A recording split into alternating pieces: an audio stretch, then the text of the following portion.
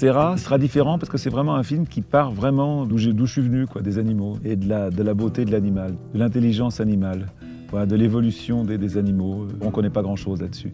Donc on est en train de détruire le disque dur de la nature sans même savoir ce qu'il y a dedans. So, where we go this afternoon now? This afternoon we're going to lift from here, we're going to cross Chief's Island, bang in the middle of Chief's Island. We'll have a look, see if we can find some elephants on waterholes here.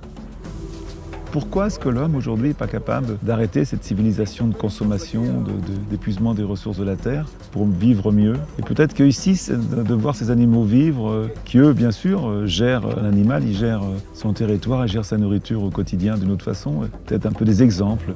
Et puis aussi la souffrance animale, est-ce que de tuer des animaux comme on les tue aujourd'hui, comme on les élève, est-ce que c'est bien éthiquement, moralement, en tant qu'humain? Donc toutes ces réflexions-là, j'avais envie d'en parler dans Terra d'une façon, non pas de culpabilité, mais plus de responsabilité, de se poser des questions. Pourquoi? Please. 180 degrés on the left. C'est pas mal, ça, ok. Ok, let's go down. Ok. More on your left. Bruno, can you put on your side? Wait, I'm going to shoot some. Yeah. And after you put on your side, perhaps. Il y en a plein, Bruno, c'est super joli. Le paysage est magnifique. C'est dommage qu'on doit aller au bout du monde pour voir des animaux sauvages qui n'aient pas peur de nous. Ici, l'autre jour, on voyait les éléphants dans le camp à une dizaine de mètres. C'est quand même un cadeau de voir ça. Et il serait impossible de voir un cerf ou un sanglier ou même un lapin, un lièvre à 10 mètres te regardant sans avoir peur de toi. C'est quelque chose qui n'existe pas dans notre vie.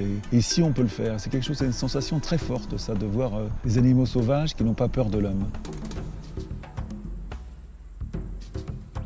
Ah, ça c'est joli, avec tous les arbres rouges. On dirait l'automne, là. Ça c'est beau. Ouais. Un peu de brume de chaleur quand même, hein. C'est joli, ça fait un bon. Ah tiens, là, Bruno, là, t'es au fond de zoom, là, ou pas? Oui. Aujourd'hui, je pense que d'abord le changement climatique est là. On en parlera bien sûr dans le film. Le climat est en train de changer d'une façon irréversible et qu'il faudra vivre avec. Je pense qu'il nous faudra une révolution, et ça ne sera pas une révolution politique, parce qu'on a les hommes politiques qu'on mérite. Ce sera une révolution que j'appelle spirituelle, mais pas spirituelle au sens religieux, mais sur spirituelle au temps éthique, moral. Qu'est-ce que moi, en tant qu'homme, j'ai le droit de faire et de ne pas faire? Et c'est certainement le cœur du film de Terra. Voilà, c'est celle-là qui est vachement belle. Moi, en photo, elle est incroyable, celle-là, même sans toucher à rien. Regarde le gros, c'est super, ça. Regarde comme c'est beau.